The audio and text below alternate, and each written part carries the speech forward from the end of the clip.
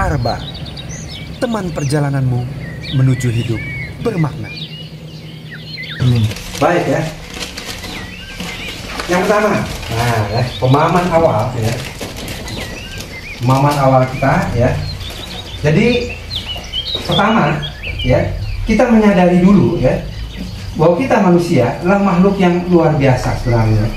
Adalah ciptaan Allah Subhanahu wa taala yang sangat luar biasa ya. Yang sangat luar biasa ya. Kita aja ya misalnya satu jari mau ditukar dengan uang sekian aja, itu mikirnya berkali-kali lipat misalnya ya. Sehingga setiap apa yang ada dalam tubuh kita ini sebenarnya nilainya sangat luar biasa kira-kira. Dan kita juga adalah makhluk ruhani ya, makhluk ruhani yang kemudian kalau jasad kita nanti sudah dikubur dan lain-lain, maka ruh akan terus menjalani kehidupan selanjutnya ya, di alam barzakh sampai dengan nanti ke alam akhirat.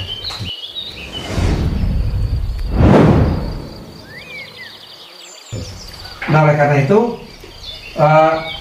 ketika orang tua menyadari ini ya, menyadari dirinya punya potensi ini, maka insya Allah dia akan bersemangat untuk kemudian ya, membangun potensi-potensi ini pada anak-anaknya ya. Membangun potensi-potensi ini pada anak-anaknya ya, agar anaknya nanti mampu membangun good life-nya ya, mampu membangun kehidupan yang baiknya.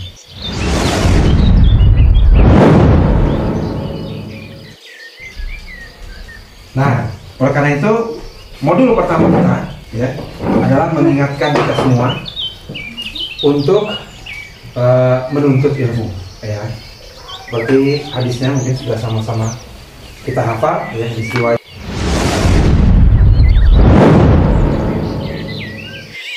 Ibnu Majah, thalabul ilmi fardhatun 'ala kulli muslimin.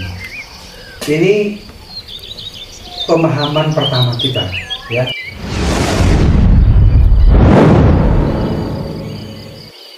Hari ini mungkin banyak orang tua yang belum menyadari kewajiban berilmu atau kewajiban belajar.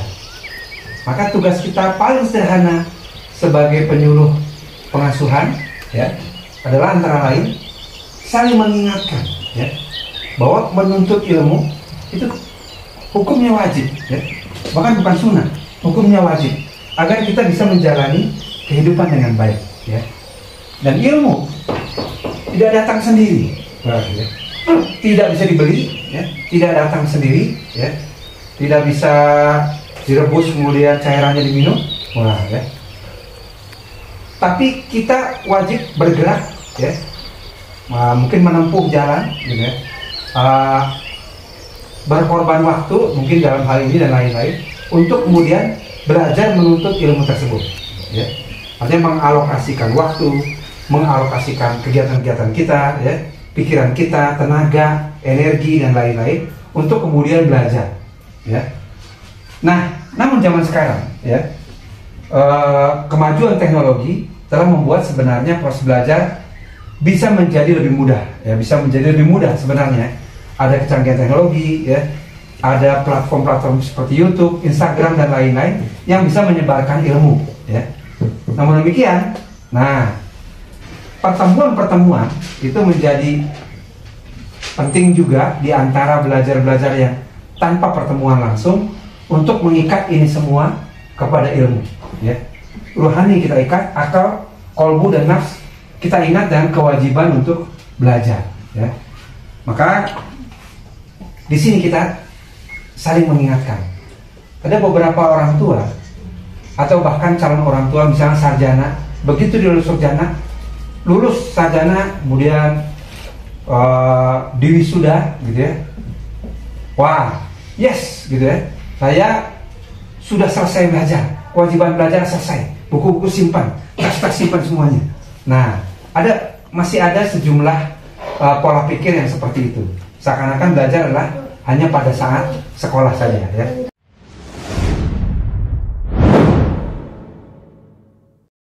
Padahal ternyata belajar adalah kewajiban seumur hidup ya. Kewajiban seumur hidup kita, apalagi yang akan kita hadapi ya. Kalau kita mendidik anak atau yang di sini nanti akan punya anak kemudian hari, kita menghadapi zaman yang tantangan untuk tetap jalan lurus pada kehidupan yang baik itu menjadi semakin sulit, ya. Kita menghadapi zaman, ya, yang untuk kita bisa terus menerus menjalani kehidupan yang baik itu semakin sulit, ya. Maka program ini insya Allah menjadi semakin penting untuk saling mengingatkan tadi, ya. Kita yang menyebarkan ilmu atau yang mensosialisasikan ilmu juga sambil belajar, ya.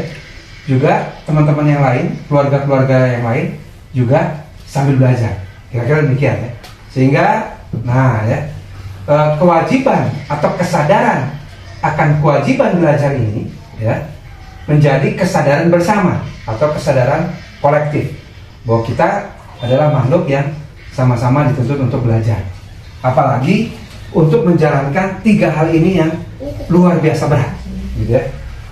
Membangun atau membantu anak membangun good life-nya, membersamai anak, ya, sampai mencapai akil baliknya yang baik, ya, dan kemudian mencegah dari godaan setan sebagai musuh utama kita, ya. Jadi ini akan sulit sekali kalau tidak terbangun learning family, ya. Kalau orang tuanya berhenti belajar, ya, tidak mau belajar, atau nyuruh anaknya doang belajar, bapaknya nggak mau belajar, ibunya nggak mau belajar. Nah, ini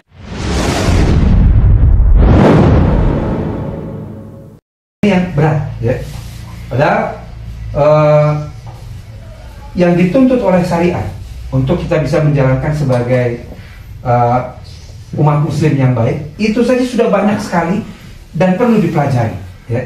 Jadi budaya belajar atau learning family tadi ini yang perlu kita bangun dari awal, ya. Nah, oleh karena itu inilah pemahaman yang pertama, yaitu menuntut ilmu itu wajib atas setiap muslim. Logikanya ini menjadi semakin wajib bagi setiap orang tua, gitu, ya. Nah, kemudian yang kedua, ya, oke, kita sudah akan siap untuk belajar, ya. Lalu bagaimana porsi-porsinya? Nah, gitu, ya. Atau pendidikan itu seperti apa bagi anak, ya? Pendidikan itu seperti apa porsinya bagi anak? Bagaimana kita bisa membangun itu, ya? Karena itu kita masuki bagian yang selanjutnya. Oke.